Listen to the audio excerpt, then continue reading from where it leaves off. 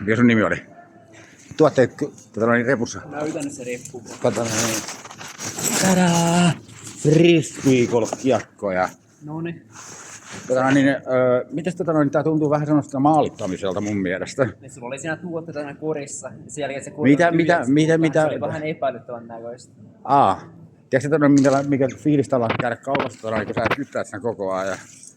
Kuinka sä onnistuit tässä? Mielestä.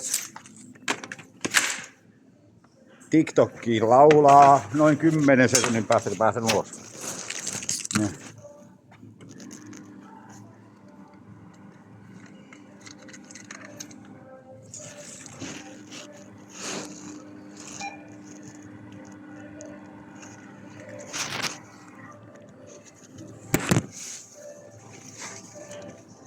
Tarkistan on nääkin. Ja mikä ne on? Tampereen Frisbeegolf-seuran puheenjohtaja on tänne mulle.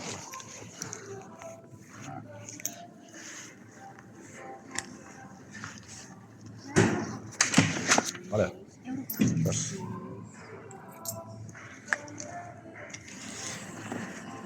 Äkää vittu leikkipoliisi. Se on sellaista.